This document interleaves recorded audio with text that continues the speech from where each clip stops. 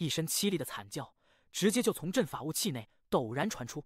第1153集震破。这惨叫声根本就不像是人能发出的声音，带着强烈的穿透力，似乎是某种野兽在遇到了生死危机，被逼迫到了一定程度后发出的生命的最后的咆哮。仅仅是穿透力，就让那雾气阵法猛地扭曲起来，就连绝地天尊三人幻化出的巨大面孔也都不稳。是那主宰分身！该死，他们就要成功了！古天君与司马云华面色一变，二人速度更快，直接就轰向雾气阵法。古天君的剑气刹那滔天，那凌厉的剑芒似要将这世界撕裂一般，所过之处虚无崩溃。司马云华这里掐诀间，身体竟化作了9个分身，与其本尊一起，每一个都展现出惊人的天尊战力，轰然落下。没有结束，09天尊也是展开全力，所过之处五光十色，形成了一股灭绝的法则，暗淡一切，毁灭所有。白小纯也焦急起来，若是主宰分身真的被斩杀，那么有着人数优势的邪皇朝众人，他们所拿到的尸体根本就不可能被圣皇朝的天尊抢走。唯一的机会就是主宰分身没有死亡的情况下，还有一些可能。这主宰分身也太弱了。白小纯来不及多想，右手北脉大剑直接斩下，配合古天君三人4人联手，仿佛形成了一道风暴，轰鸣中直接就落在了雾气阵法上。天地震动，八方颤抖，如同开天辟地一般，这风暴似能撕裂一切，直接就将这雾气阵法生生的豁开了一道巨大的口子。原本4人联手之下不会如此顺利，实在是之前雾气阵法内出来的主宰分身的嘶吼，已经从内部让这阵法出现了不稳。此刻4人的出手更是重击，这才让阵法被豁开。可绝地天尊、通天道人以及猿妖子，他们之所以没有参与进雾气内的厮杀，而被留在外面，正是要阻止古天君等人。此刻眼看阵法被撕开，3人立刻全力出手，借助阵法加持，使得阵法轰鸣中雾气翻滚间幻化出了数十只大手，向着古天君4人一把抓来。这数十只大手配合阵法，配合绝地3人的修为，竟爆发出了堪比天尊中期之力。此刻一半都抓向古天君，部分阻挡09天尊。至于白小纯与司马云华这里，也都分别有3只大手抓来。这些大手虽都具备天尊之力，可却并非体现在攻杀上，而是在其防护与难缠。显然绝地天尊3人的目的就是要缠住白小纯等人，给广目天尊以及其他邪皇朝的天尊争取足够的时间。轰鸣之声顿时传遍四方，白小纯手中的北脉大剑随着光芒的闪耀，横扫之下，直接斩断一只大手。可另外2只的呼啸而来，还是让他不得不后退一些。与此同时，09天尊也好，古天君也罢，都是如此。4人的出手虽犀利，可短时间内显然无法彻底撕开缺口。毕竟这阵法本身不弱，又有3位天尊坐镇，若没有意外出现，怕是缠斗个数个时辰也有可能。但就在这时，忽然的从那阵法雾气内再次传出了一声凄厉的嘶吼，这一次比之前还要强烈，穿透力更大，扩散四方的瞬间，这雾气因外部受创，内部更被波动，本就不稳的情况下更为扭曲摇晃，甚至有不少地方都明显的翻滚中出现了稀薄。白小纯目光一闪，北脉大剑剑气猛地爆发，古天君等人也都抓住机会，一个个都爆发出杀手锏，幻化出惊人神通，直奔那些大手而去。绝地、通天道人以及猿妖子3人面色狂变，知道此刻是关键时候，3人狠狠咬牙，各自咬破舌尖喷出鲜血，使得修为大范围的散开，加持阵法，试图让阵法稳定下来。双方的激烈交战以这阵法为中心蓦然展开，一时之间声响轰鸣，天地震动。可这阵法极为不俗，绝地3人更是拼了全力，在这剧烈的摇晃下竟逐渐的平稳下来。白小纯4人虽展开了大量的手掌，深入到了雾气内，可他们的四周飞速的出现了更多的手臂以及层层阻力。在这阻力下，4人每时每刻都感受到来自四周的强烈排斥。该死，这是什么阵法？这么下去我们根本就无法短时间进去，就算是进不去也要想办法阻止他们成功。古天君3人咬牙切齿，白小纯目光一闪，从始至终他都一言不发，可实际上他的眼睛不时地看向雾气阵法，心中也在琢磨着要不要冒险一把。他相信自己的不死劲，不说穿透这雾气阵法，可至少让自己进去，出现在了阵法内的战场上，应该还是能做到的。只不过若是带人一起的话，则消耗太大且很难成功，这就让白小纯心底有些纠结。此刻北脉大剑挥舞，心底在衡量得失时，忽然的他们的身后猛然间就传来了阵阵呼啸声，远处一道长虹带着白色的光芒正轰然而来。那长虹内有一个老者，穿着一身道袍，仙风道骨，正是陈苏。因距离太远，他是最后一个赶来，又因古天君等人的焦急传音，陈苏不惜施展了耗费自己心血的道法，强行挪移，这才提前到来。他的出现立刻就让古天君等人精神一振，更是让操控阵法的绝地3人面色在变。实在是面对4位天尊，他们3个虽吃力，但也能勉强拖延下去。可若是5位天尊的话，如果阵法完好无损，还有可能阻挡。但如今阵法不稳，其内那主宰分身的每一次咆哮都让阵法扭曲，如此一来，想要阻挡根本就不可能。就在绝地3人面色变化的瞬间，陈苏呼啸临近，没有丝毫停顿，直接就冲入到了被白小纯等人撕开的缺口处。随着临近，他双手掐诀，顿时就有一道道金色的闪电轰然爆发，形成了一连串的闪电球，任何一个都拥有毁天灭地之力，加入到了4人的破阵之中。顿时声响惊天，在那剧烈的轰鸣下，绝地3人面色不断变化，阵法雾气的翻滚更为强烈，而白小纯5人神通形成的风暴也以肉眼可见的速度越发的深入阵法内。该死！猿妖子双目赤红，发出一声嘶吼，双手掐诀中喷出一口本源之气。绝地与通天道人也都如此。可就在3人试图再次稳固阵法的刹那，忽然的从这阵法内传来了主宰分身第3声凄厉咆哮。这咆哮远远超出之前，仿佛这一次才是生命的最后嘶吼，其威力更是惊人。在传出时，阵法直接就轰鸣起来，多处位置崩溃的同时，这阵法也都摇摇欲坠，眼看就要碎灭。机会！古天君眼睛一亮，不需多说，白小纯、陈苏、林九、司马云华众人立刻就出手，修为全面爆发，各种神通凝聚成的风暴，好似化作了一只巨大的利龙，咆哮中直奔阵法，狠狠地撞击过去。轰轰轰！随着震耳欲聋的巨响蓦然回荡，这原本坚不可摧的绝世阵法，直接就被那利龙生生地撞出了一个巨大的窟窿。随着窟窿的形成，整个阵法轰然坍塌。绝地、通天道人以及猿妖子各自喷出鲜血，急速后退中，还没等古天君等人神色露出喜悦，就在这时，随着雾气的散开，随着战场的露出一场突如其来的巨变蓦然出现。首先传来的是一个凄厉的惨叫，这惨叫不是主宰分身发出，而是邪皇朝7位天尊里那位白小纯之前在外面才见过的老妪。这老妪天尊中期巅峰的修为，此刻在这惨叫中，他的身体直接就被撕成了2半，血淋淋的上半身猛地就逃了出来，脸上露出惊恐与骇然。第1154集，好机会！这老妪面色发黑，好似身中剧毒。此刻在这倒退中，她流下的血液都是黑色的，尤其是她的额头赫然有一个黑色的符文，这符文正在剧烈的闪烁。若仔细去看，还能看到在这符文下赫然镇压着一个与老妪一模一样，可却虚幻的身影。那身影是其道种幻化的元神。这符文竟是将这老妪的道种生生封印在了残躯内，使得老妪这具身体中了剧毒，在慢慢的走向死亡的过程里，其道种又无法脱离，似要生生将其道种耗得干干净净。如此一来，就算老妪可以复活，也必定损失极大。这一幕顿时就让白小纯等人心神一震。可这一切没有结束，在那老妪逃出的瞬间，他的身后还有一道身影带着恐惧与骇然，也在及时冲出。此人正是林上人，他鲜血狂喷，整个人的气息也都微弱无比，此刻眼中带着惊恐，速度极快。可他的头顶却是漂浮着一个黑色的符文，这符文与老妪眉心的符文相似，但又有不同，似具备了某种特殊的法则之力，使得林上人的身体在这冲出时飞速的腐烂。在其身后赫然有一道血光，从这正在快速消散变得稀薄的雾气内一冲而出。这血光刚一出现，顿时一股让白小纯熟悉的邪恶刹那就爆发在了这片天地内，血光没有停顿，在冲出后立刻就要远去遁走。抓着他，他已濒死。最后逃出的则是广目天尊，他失去了一条手臂，此刻面色苍白，带着不甘心与疯狂，直奔血光追去。几乎在广目天尊追击的同时，绝地天尊、通天道人以及猿妖子也都狠狠咬牙要去阻挡。古天君、司马云华、灵九天尊也都猛地冲出，分作不同方向阻止这血光。白小纯也在其内，可就在众人靠近的一瞬，这血光猛地停顿下来，从血光里直接就传出了一声带着强烈穿透力的嘶吼。这嘶吼直接就掀起了风暴，向着四周轰隆隆的扩散开来。也正是因此，血光在半空不得不停顿了一下，露出了血光内的身躯。那赫然是一尊似人非人、似息非息的怪物。这怪物有着人的身躯与四肢，但身上却都是血色的鳞片，面部五官能模糊看出是一个男子。可目中的重瞳以及口中伸出的带插的细长舌头，让所有人在看清后都心神一震。而那风暴又极为强悍，堪比太古后期。此刻横扫八方时，如绝地等人直接就承受不住倒退。白小纯立刻将北脉大剑横在身前，这才阻挡了这风暴的轰鸣。只有古天君、广目天尊等人此刻强行抵抗，飞速靠近，出手就是杀手锏。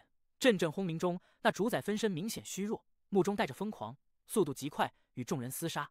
轰鸣之声不断的回荡，白小纯在退了几步后没继续上前，只是他不想上前，那主宰肉身却是直奔白小纯而来。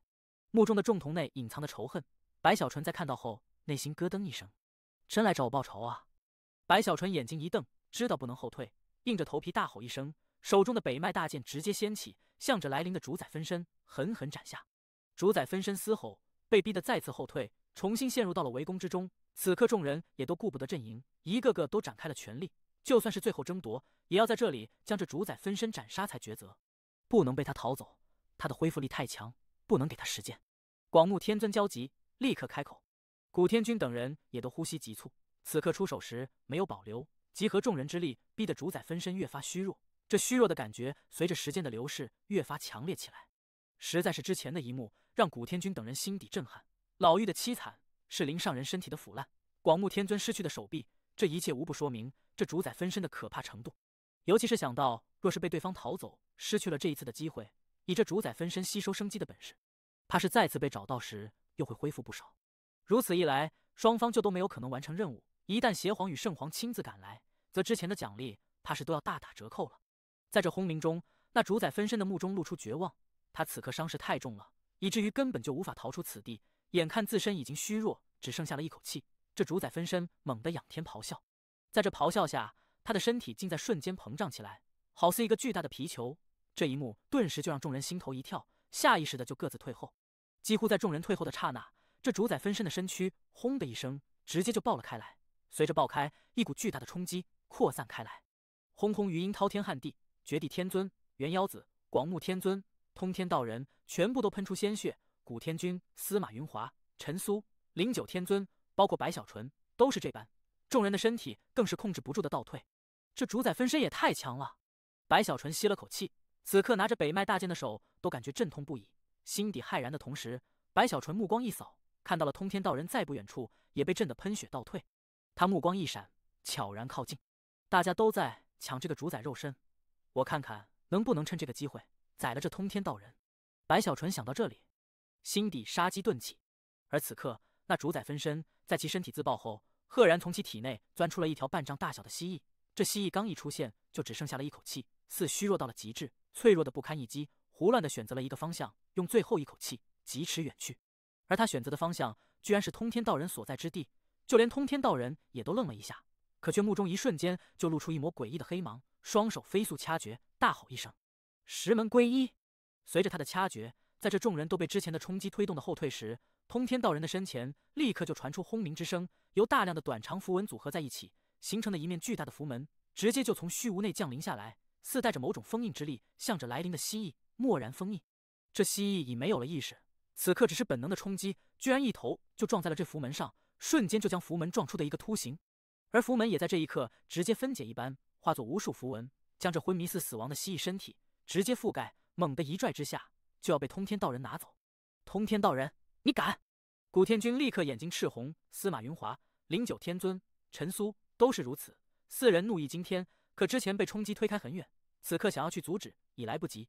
同时广目天尊等人此刻都急速冲出，阻止古天君等人。在广目等人看去，通天道人作为新晋天尊，他就算是拿到了蜥蜴的尸体，事后也不敢不交出，这首功广目志在必得。可若是被古天君等人抢走，则一切就会麻烦起来。这一切发生的太快，就在众人相互出手的瞬间，白小纯呼吸急促，眼珠子瞪了起来，心脏砰砰加速跳动。实在是他之前不怀好意，暗中靠近了不少。此刻这事件一出，他成为了众人里距离通天道人最近之人。好机会！白小纯的脑海只是迟疑了一下，就直接发动了撼山状，更是展开不死劲，肉身之力比之前战主宰分身时爆发的还要强烈，修为更是不顾一切的全面运转。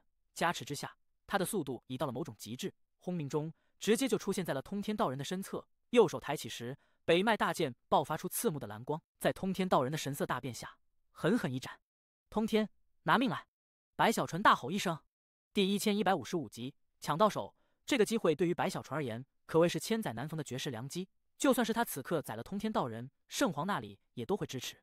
实在是通天道人这里如今掌握的，可是两大太古急于争夺之物，而白小纯偏偏又距离最近。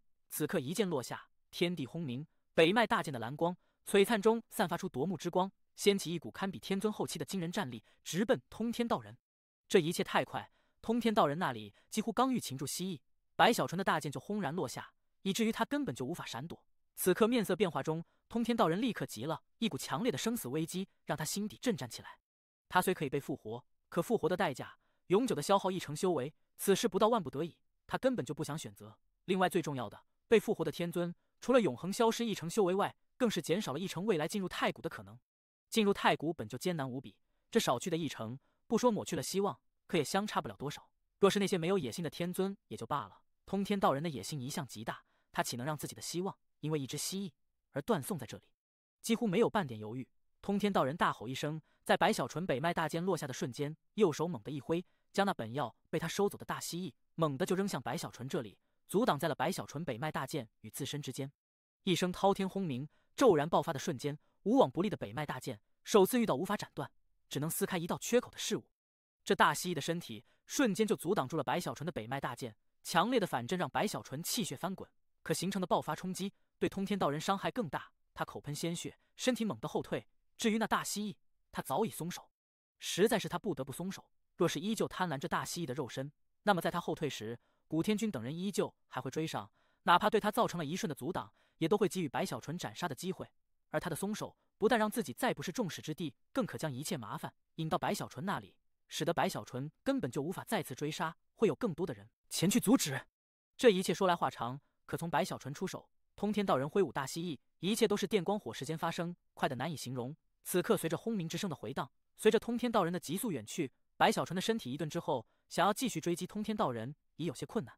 最重要的是，他的手在碰到了大蜥蜴的身躯后，白小纯神色蓦然一变，他的呼吸急促，他体内的不死长生功竟自行运转，爆发出了一股前所未有的渴望，似乎在这大蜥蜴的身体内藏着对于不死长生功而言补天一般的造化。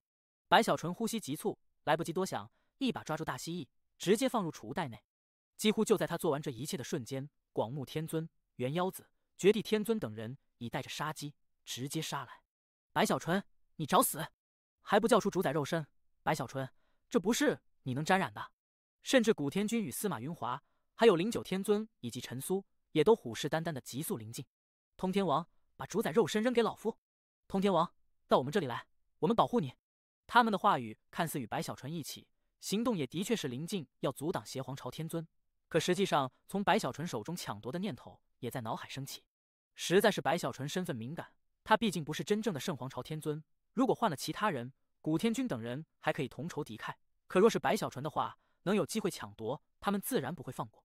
形势几乎瞬间逆转，从之前通天道人成为众矢之的，变成了如今白小纯陷入到了困局之中。虽这困局只要白小纯肯将大蜥蜴扔出，立刻就能化解，只是不死长生功的渴望让白小纯这里怦然心动。该死的，我拼了！白小纯眼睛顿时赤红，他虽怕死，虽不愿冒险，可如今这么巨大的利益摆在面前，白小纯觉得如果自己放弃了，一定会后悔。只要还有一口气，我就绝对不给他们。白小纯没想过吃独食，不过他琢磨着，只要自己能争取一些时间，或许这一次能通过主宰肉身获得想象不到的好处。这就让他目中血丝弥漫，此刻吼声中速度爆发到了极致，借助之前的撼山状之力，蓦然冲出。绝地天尊与元妖子此刻也都怒极，爆发全力要去阻挡。可就在他们靠近的瞬间，白小纯猛地一吼，身体刹那磅礴，人山诀发动的同时，云雷人祖变也直接展开，好似化作巨人，手持北脉大剑向前狠狠一斩。天地轰鸣，剑气扩散，元妖子与绝地天尊之前本就受伤，此刻在白小纯的突然爆发下再次喷出鲜血，可他们毕竟是天尊，此刻虽后退，但还是让白小纯在那反震之下身体一顿。这么一顿，他身后的广目天尊已然追来，可就在广目靠近的瞬间，白小纯单手掐诀，向着下方一指，水泽！轰隆隆，水汽扩散四方，天地化作沼泽。国斗！白小纯的声音刚落，一声好似从岁月里传来的咆哮，立刻就在这片水汽内爆发出来。一尊庞大的无法形容的巨兽的上下两颚，如同鳄鱼，又如同巨龙，直接就从大地冲出，撼动整个世界，直接就撞在了广目天尊身上。广目天尊咆哮，试图避开，可这巨兽太大，取代了天地，速度又无法形容，直接就与广目天尊碰到了一起。巨响中，白小纯猛地冲出，口中更是低吼不断：“古天君，你们帮我阻挡一下，功劳人人有份！”白小纯身体晃动，速度更快。古天君等人迟疑了一下，也知道此刻不是抢夺的时候，立刻就压下内心争夺的念头，全力阻挡。轰鸣之声顿时爆发，任凭广目天尊等人如何追击，在古天君等人的阻拦中，也都无法奈何白小纯。实在是白小纯的速度太快了，稍微一个阻拦，他就已在了万丈开外，没有停顿，继续呼啸远去。很快的就看不到了踪影。到了这个时候，古天军等人也不再阻拦，立刻后退。广目天尊等人面色阴沉到了极致，相互看了看后，也明白此刻很难追上。我们找不到白小纯，可古天军等人一定能找到。他们之间利益分配也需时间沟通，所以这白小纯第一时间冲出去的可能性不大。鬼母天尊在来这里的路上，距离这里还有一些范围，给他传音，让他立刻去出口边缘，在那里等待，争取拦住白小纯。我们几个全力展开速度，一样去出口阻截。广目天尊呼吸急促，心底强烈不甘，立刻开口。猿妖子等也都这么判断，立刻全速飞出。至于适龄上人，此刻在压制下，身体虽腐烂了不少，可却勉强稳定下来，也随之而去。唯独那个老妪，此刻没有人去理会了，只是将其道种带走。因为在之前他们与白小纯出手争夺的这些时间里，他的身体已经彻底化作了一团血水，甚至就连道种也都明显微弱暗淡了太多，显然是之前的封印。虽无法将道种彻底抹去，但余留的伤害依旧可怕。呼啸间，邪皇朝众天尊直奔出口，一路上他们面色都阴沉无比，内心对白小纯的恨意也都越发强烈，连带着对保持沉默的通天道人也都看不顺眼。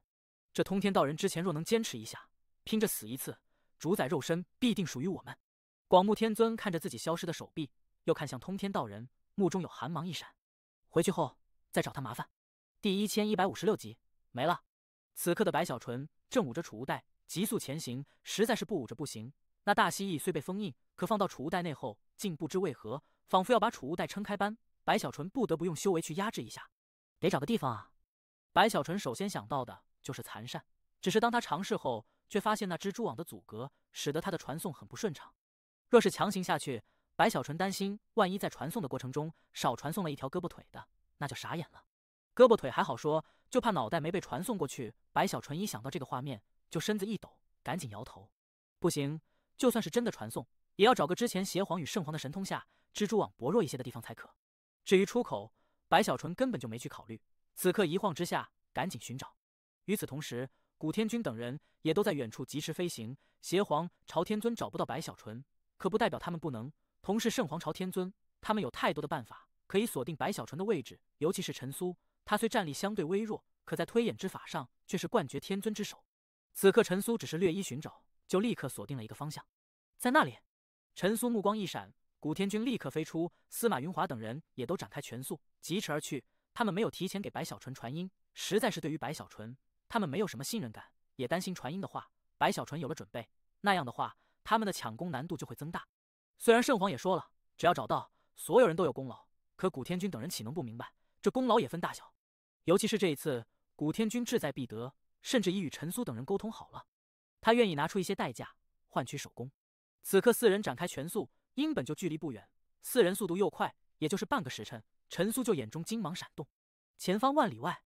他说着，向着一个方向一指，古天军眼中寒芒爆出，没有半点迟疑，右手直接掐诀，顿时他的身体内就有7道剑光轰然而出，化作7道长虹，以比他本人更快的速度，向着陈苏所指的方向刹那而去。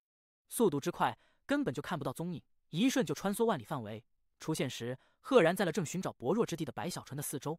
白小纯面色一变，原本就急速前行的身躯蓦然后退数10丈，几乎在他退后的瞬间，他之前所在的地方7道长虹凭空而出，仿佛从虚无内幻化，刹那交错而过，掀起一连串如雷霆般的轰鸣巨响。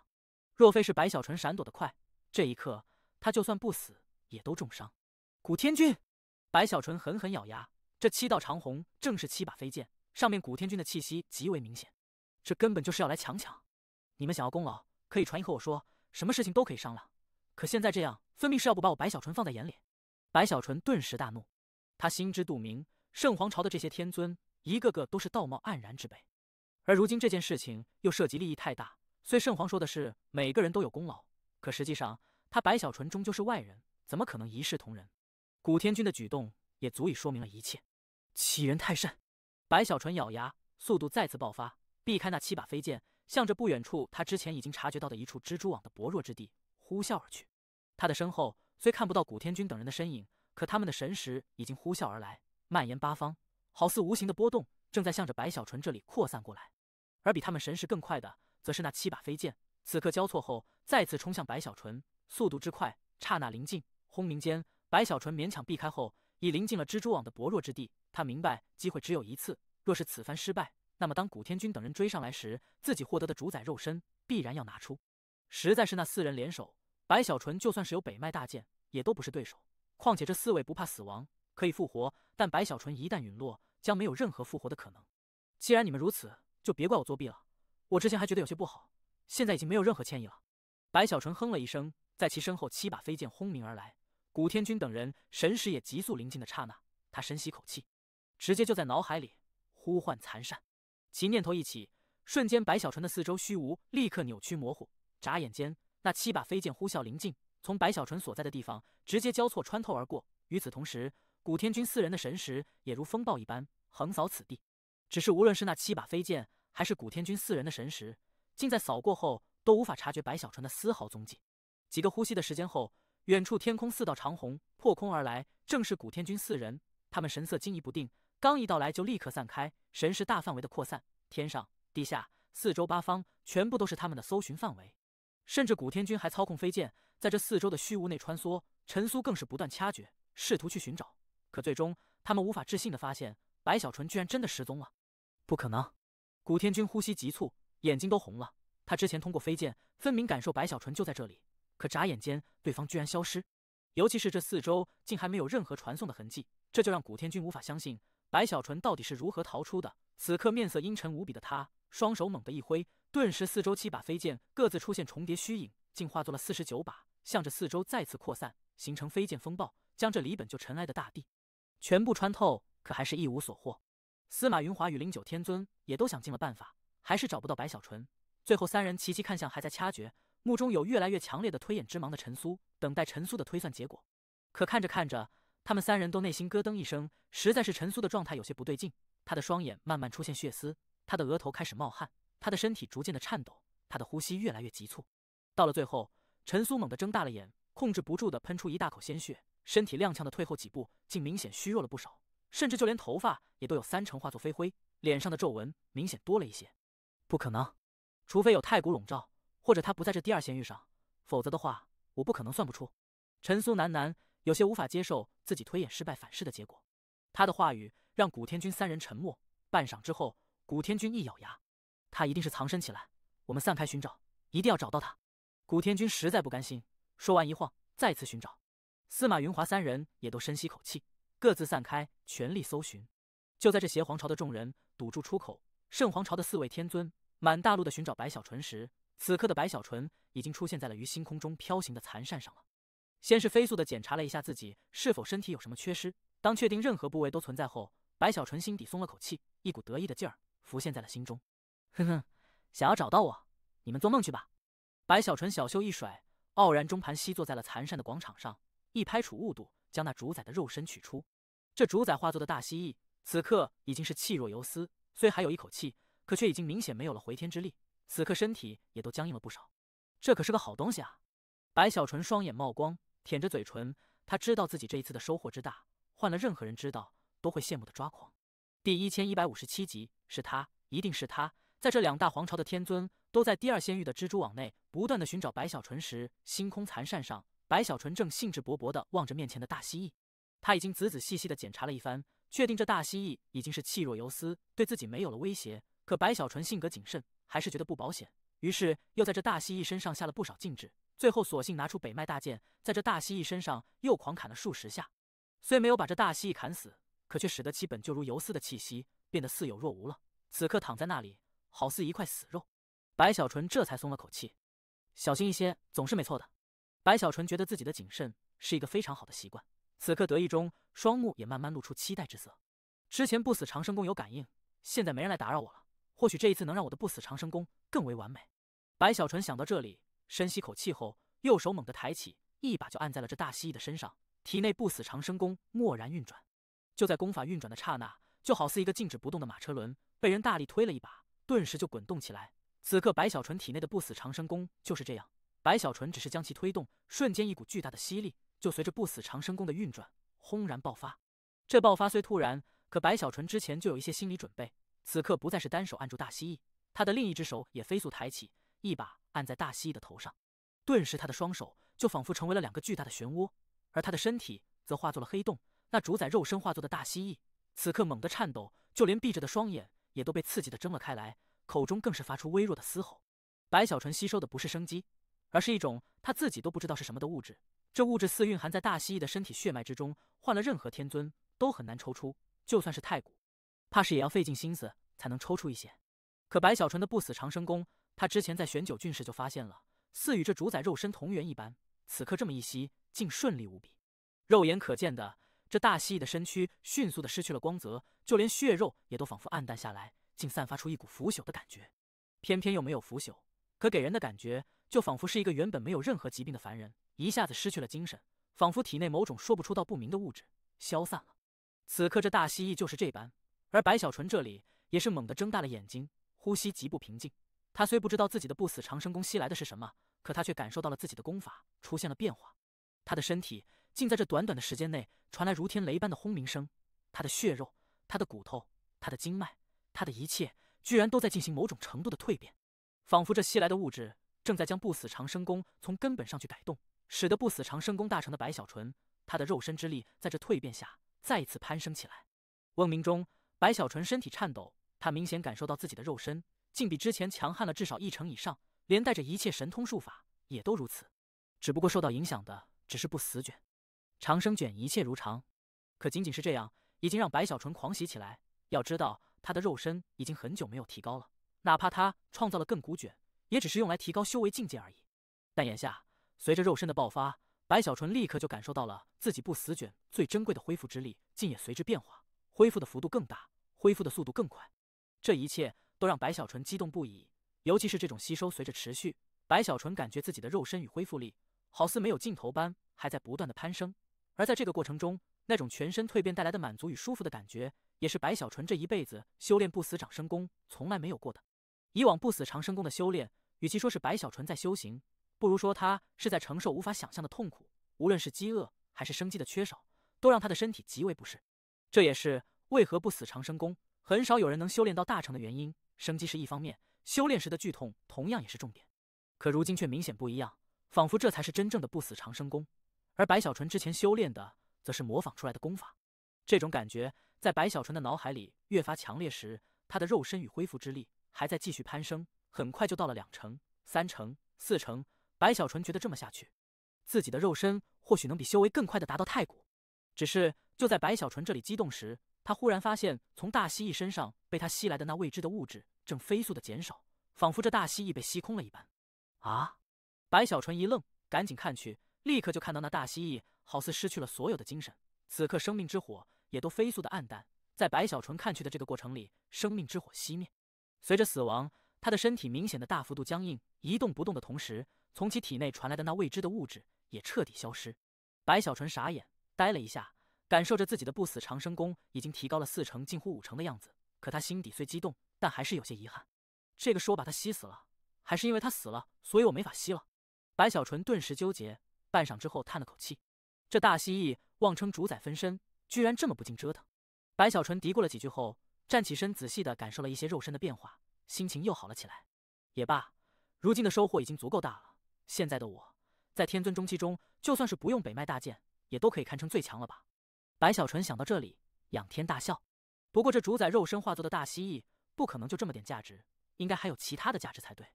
笑了一会，白小纯振奋中低头看向大蜥蜴，摸了摸下巴后，他立刻取出北脉大剑，肉身之力与修为全面爆发，在北脉大剑蓝光闪耀间，直接就斩在了大蜥蜴的一条腿上。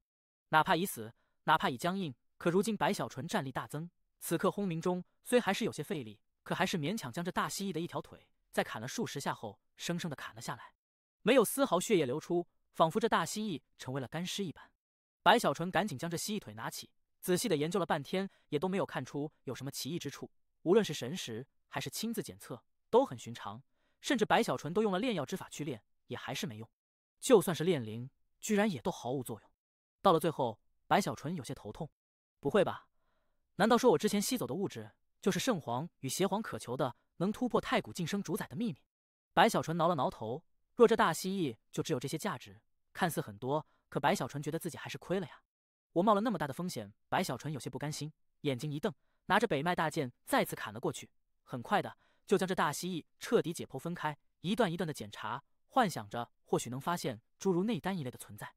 可直至将这大蜥蜴分成了10多份，也都一无所获后，白小纯看着这些残肢断臂，顿时脸耷拉了下来。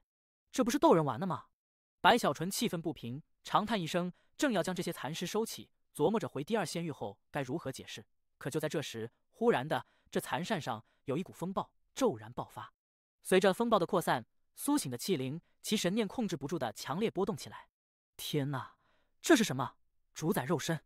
这熟悉的气息，是他，一定是他。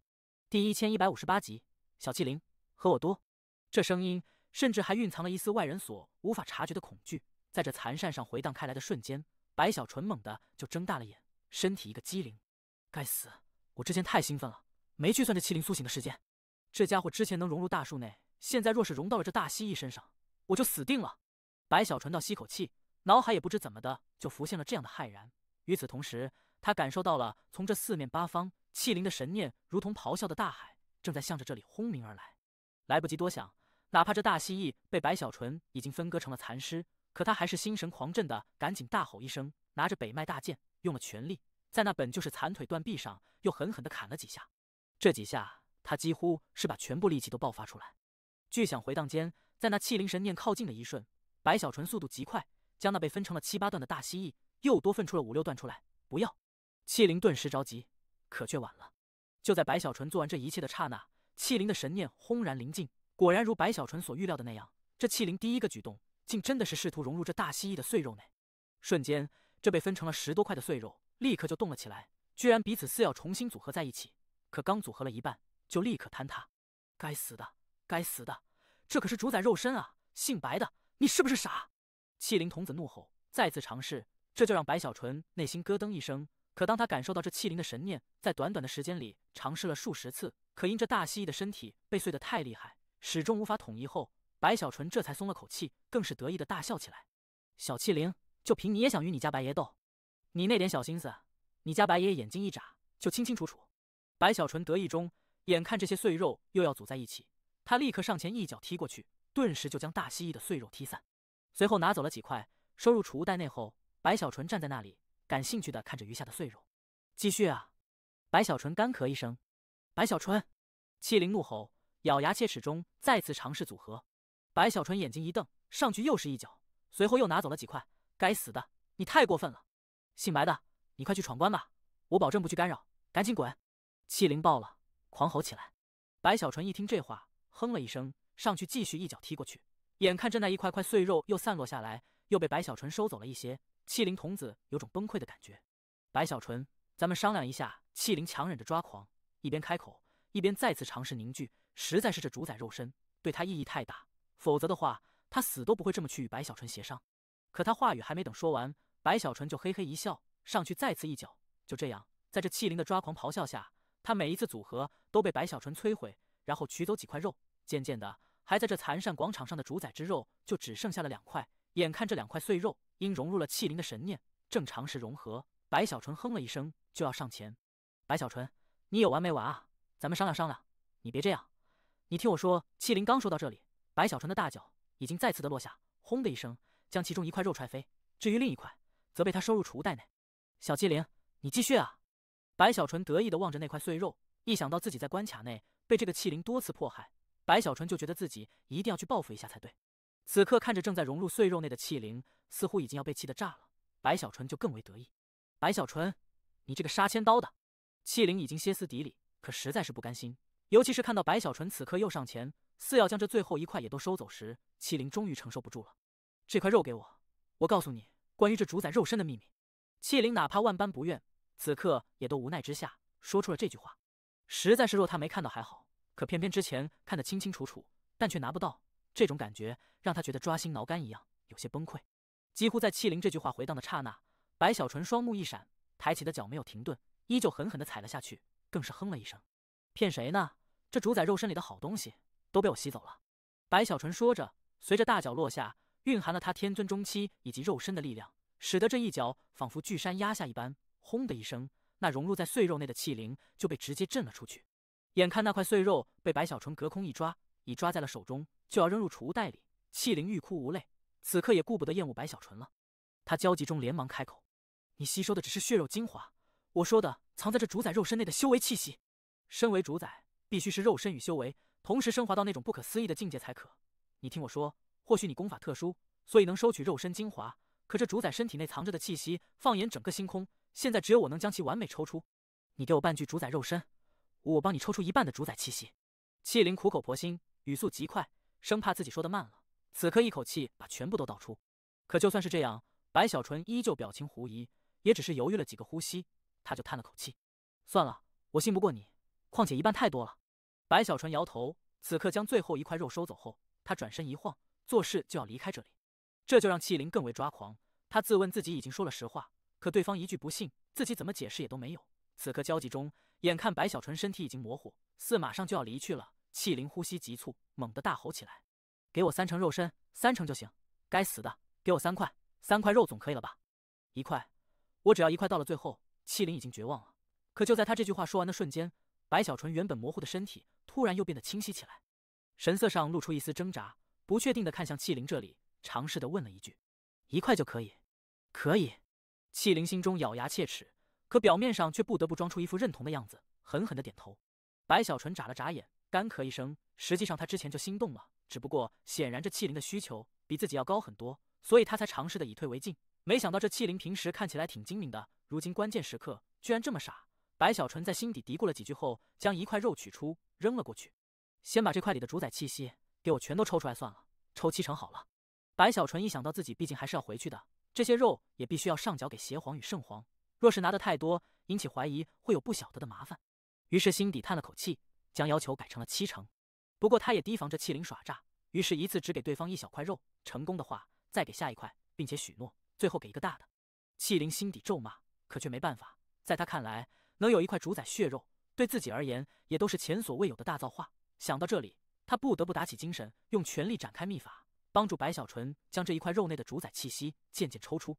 主宰气息肉眼不可见，可在显露出的瞬间，一股惊人的超越了太古的威压，轰然中就在这那1块主宰碎肉内扩散开来。第1159集，虚。这气息带着强烈的威压，白小纯只是刚一感受，就全身猛地一震，呼吸不由得急促起来，尤其是他的修为不由自主的加速运转，就仿佛是遇到了极致的危险一般。这还是因为他之前吸收了主宰肉身的血肉精华，否则的话，此刻他的修为就不是运转了，而是会被压制的死死。实际上这气灵也没安好心，他之所以提出这个条件，就是要试探一下白小纯吸收血肉精华的程度。如果此刻他被压制的死死，那么气灵立刻就会反击。可如今看到白小纯居然全身修为加速调动，气灵心底叹了口气，收起了所有念头，只能无奈的去将这块主宰肉的修为气息用秘法抽出了7成。这7成的主宰气息并非没有实质，而是化作了1块黑色的晶体，漂浮在了半空中。白小纯神情一动，赶紧右手抬起一抓，将这块黑色的晶体与主宰碎肉一起抓了过来。在抓住这黑色晶体的瞬间，白小纯身体倏地一颤，气息强烈波动，他觉得自己的修为在这一瞬前所未有的急速运转，与此同时大脑清晰无比，似乎所有念头都可瞬间浮现，以往想不明白的事情，此刻只是转眼就通透无比。好东西啊！白小纯顿时惊喜不已。气灵在一旁心底纠结，他不是不想阻止，只是白小纯给他的这块肉太小了，他担心一旦起了贪念，对方就不会按照许诺那样给自己1块大的了。至于利用主宰气息的吸引，反过来去要挟白小纯，此事也在气灵脑海一闪而过，被他放弃了。实在是白小纯的性格加上自己对他的了解，他认定了这家伙无耻的同时透着狡猾，这么下去很有可能自己这里还要吃亏。该死的，这一次就妥协一下，早晚我要弄死他。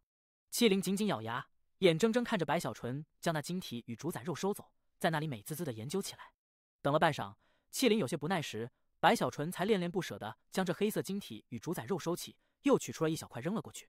就这样，在白小纯的控制下，每次气灵抽出气息的主宰肉块都不大。不过白小纯也没有食言，当几乎全部的主宰肉都被气灵抽出了气息后，白小纯将最大的1块，相当于之前2块的主宰肉拿了出来，扔给了气灵。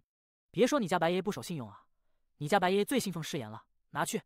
白小纯一挥手，气灵那里只能心底暗骂，可却控制不住的灵劲，将那块主宰肉立刻收走，并非是去抽出气息，而是自身神念尝试融入进去。好在这一次白小纯没去阻止，任由气灵融合，直至过去了半炷香的时间。这融合结束时，那块主宰肉已经消失不见了，出现在白小纯面前的也不再是看不到的气灵，他居然有了身体。虽然这身体有些古怪，只是一个如西瓜般的皮球，上面突出五官，虽还是童子的模样，可看起来很是奇异。你居然长这个样子！白小纯立刻好奇地看了看。看什么看？这皮球童子一瞪眼，看都不行，真难看。白小纯也瞪起了眼睛，比眼神这项神通上，他向来信心满满。皮球童子也感受到了挑衅，同样瞪了过去。只是看了半晌后，他感受到了压力，口中咕哝了几句后，向着白小纯哼了一声，似连一句话都不想与白小纯交谈，身体一晃就一蹦一跳的远去山谷，消失不见。哼，和我比眼神！白小纯眨了眨眼，心底傲然，没理会离去的皮球。此刻摸了摸储物袋，他隐隐觉得之前的交易似乎有些吃亏了。可一想到自己收获了那么多的主宰气息，也就觉得这笔买卖就算吃亏也总算不大。不知道这主宰气息对我有什么作用？白小纯舔了舔嘴唇，四下看了看后，取出一块黑色的晶体，拿在手中，神识蓦然散开。他的脑海嗡的一声，修为与念头都瞬间再次强烈起来，尤其是白小纯的意识更是前所未有的凝聚，对身体乃至经脉修为的操控也都达到了一个以往无法完成的程度。似乎他可以掌控所有，随着脑海的念头，能眨眼间推演一切。亘古卷第3层，白小纯双眼露出强烈光芒。他此刻心底渴望的正是亘古卷，他琢磨着借用这主宰气息来帮助自己推演亘古第3层。随着时间的流逝，随着一块块黑色晶体在白小纯手中消失，直至当他的手中消耗了近3成的主宰气息时，白小纯双眼缓缓睁开。他不知道时间过去了多久，但他此刻心情激动无比，实在是这主宰气息的作用太大。他的亘古卷虽没有完全推演出来，可也完成了大半之多。不是不能去完成，而是在这推演的过程里，白小纯意识到亘古卷特殊，一旦创造出来，就如同烙印在了身体内，不需要修炼就会自行运转。而到了那个时候，除非自己修为是天尊后期，否则的话，一旦创造出了亘古卷，不可逆转的情况下，怕是自己的身体承受不住，不能继续推演了。一切等我到了天尊后期。白小纯吐出一口气，目中露出期待。他有十足的把握，自己成为天尊后期时，就是亘古卷第3层创造出来的时候。这主宰气息的确是至宝。白小纯低头看了看储物袋内还剩下的10几块黑色晶体，他相信邪皇与圣皇所要的正是此物。可惜啊，那些主宰血肉内还有3成，差不多也有7、8块黑晶了。白小纯有些舍不得，只是思索一番，还是只能放弃。实在是若都抽走了，他无法交代。虽然如今少了7成，可毕竟是白小纯得到的大蜥蜴，其他人没有拿到，这血肉内到底存在了多少主宰气息，也就无人知晓。就算是邪皇与圣皇也是如此，毕竟他们想要吸收这主宰气息，也需耗费很大的心神与时间来准备。罢了，白小纯深吸口气，不再去打那3成的主宰气息的主意。此刻一切都完成，他也不知道自己在这里多久。想了想后，白小纯目中露出果断，身体一晃逐渐模糊，于残扇上慢慢消失。出现时，赫然在了第2仙域。距离白小纯失踪已经过去了13天。这13天里，2大皇朝的天尊一个个都发狂般在这蜘蛛网内疯狂的寻找，哪怕一些危险的地方，也只能是硬着头皮闯进去搜寻。13天里，几乎人人都要抓狂了，他们几乎找遍了所有地方，可却连白小纯的影子都没看到。而在蜘蛛网外的邪皇与圣皇2人心底着急，可彼此牵制，不允许对方踏入。此刻也只是能感受到自己麾下的天尊没有出现死亡，可具体的事情并非清晰。就这样，在这所有人都在寻找中渐趋疯狂时，白小纯的身影悄然无息地出现在了他之前消失的地方。刚一出现，白小纯立刻后退，神识散开，警惕无比。可就在他身影出现的刹那，忽然的一个带着激动的狂喜声在不远处骤然传来：“白小纯，你果然重新回到了这里。”随着话语传来的，则是一个巨大的虚幻手掌轰鸣而来，直奔白小纯。在那手掌之后，正是09天尊。与其他人不一样，09天尊与白小纯的接触虽不频繁，可2人也算交过手。古天君等人四处寻找时，09天尊越想越觉得此事不对劲，索性就留在原地等待。13天里，他也多次怀疑过自己的举动，可直至这一瞬，在看到白小纯出现后，09天尊狂喜无比，他毫不迟疑，立刻出手。不过他性格谨慎，知道白小纯天尊中期，又有北脉大剑，明白短时间无法分出胜负，于是随即取出传音玉简，打算立刻传音。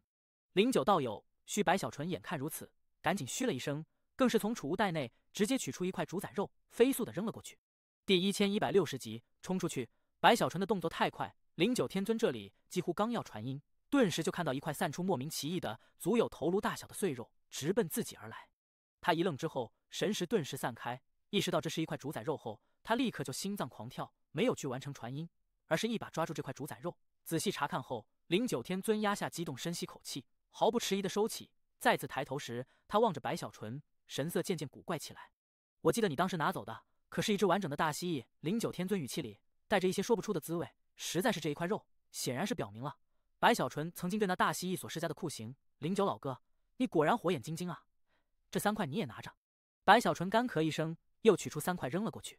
这一幕立刻就把灵九天尊镇住了，他赶紧接过，检查之后顿时明白，这4块加在一起，差不多相当于大蜥蜴的2、3成之多了。大家都是自己人，何必计较那么多呀？是不是？你看圣皇他老人家也都说了，只要找到，大家都有功。之前是你们误会我了，都不给我机会去解释。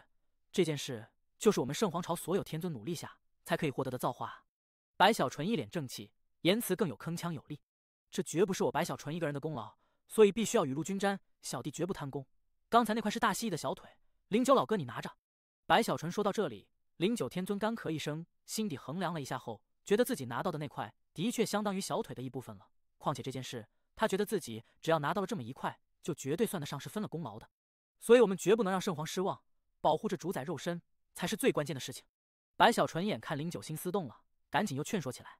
而且我都想好了，之前误会太深，我们应该召集古天君等人，大家都过来，我每人分一部分，这样我们一起闯出去，就是彻彻底底我们大家所有人的功劳了。白小纯眨了眨眼，灵九那里也看了看白小纯，对于白小纯的心思，他一眼就有了判断。不过这件事也的确如白小纯所说的样子，况且时间已过太久，就算是他也都早已不耐。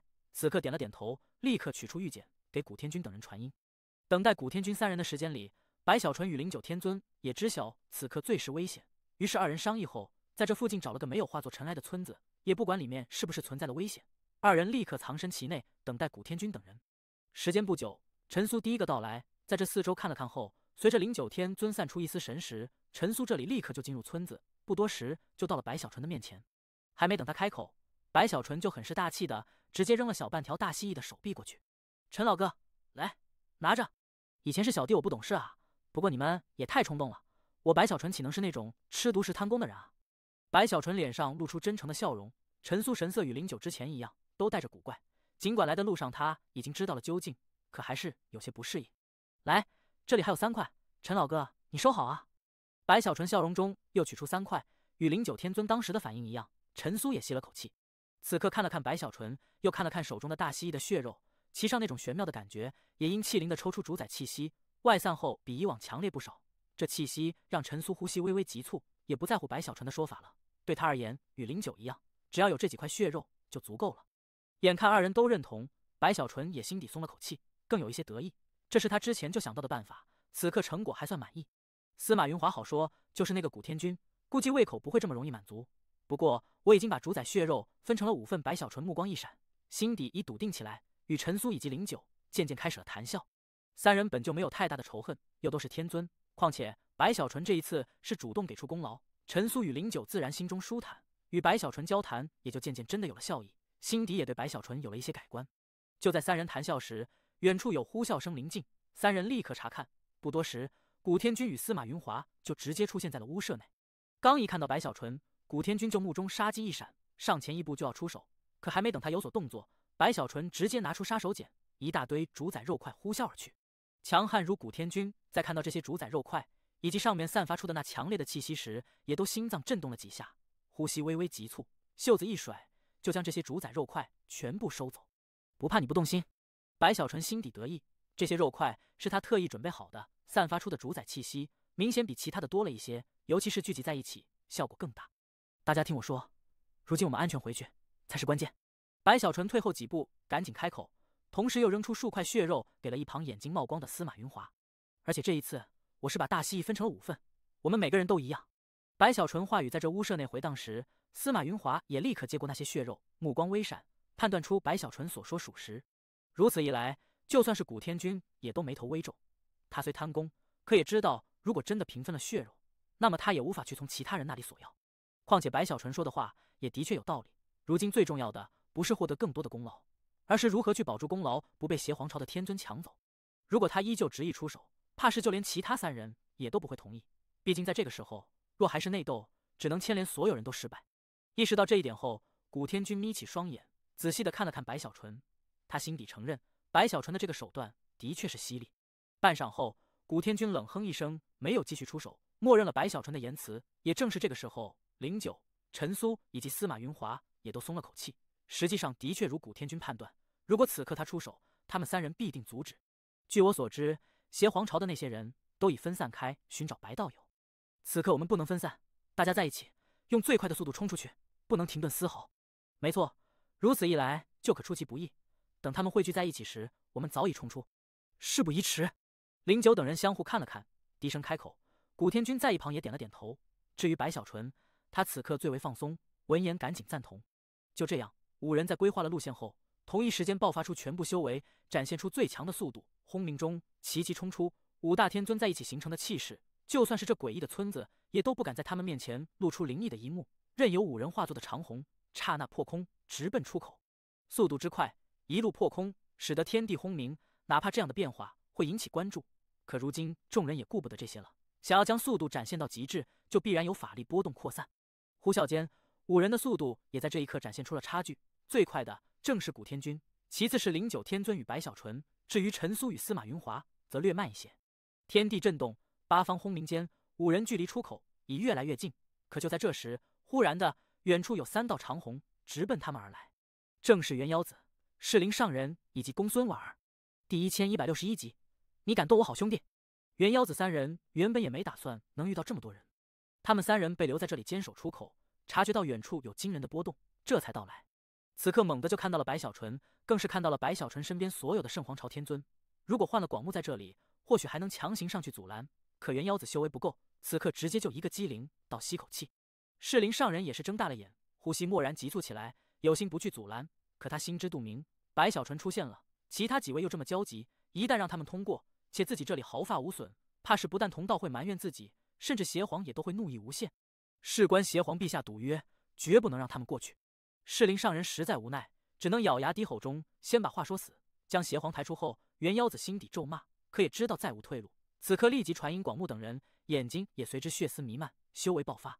公孙婉儿也是叹了口气，他本不想与白小纯争夺，可如今立场不同，也只能修为散开，与适龄上人一起。三人没有停顿，直奔古天君等人阻拦而来。让开！古天君咆哮一声，掐诀间，顿时7把飞剑凭空而出，呼啸间组合在一起，形成了一把惊天大剑，直奔三人而去。司马云华、09天尊、陈苏等人也都一个个知道时间紧迫，纷纷展开杀手锏。刹那间，双方就直接轰击在了一起。轰轰之声响彻天地，风云倒卷中，适龄上人喷出鲜血，身体倒退，伤势之重，只见他七窍流血，身体都摇摇欲坠起来，仿佛气若游丝一般。任何人去看，都能看出他的确是用心了，的确是无力回天，独木难以撑天。至于元妖子，他的伤势反倒不重，实在是绝大多数的神通都被适龄上人抢着一样的拦住。可到了这个时候，若元妖子还不明白适龄上人的想法，他就白活了。老狐狸！元妖子立刻就明白，这是适龄上人想要依靠重伤来免去邪皇的责罚。实际上这个念头也是元妖子的想法，只不过他修为不如适龄上人，被对方抢先了。此刻倒退中，元妖子也是喷出鲜血，但他对比适龄上人后，心头叫苦。此刻惨叫中，右手抬起，竟主动的向着自己的胸口狠狠一拍。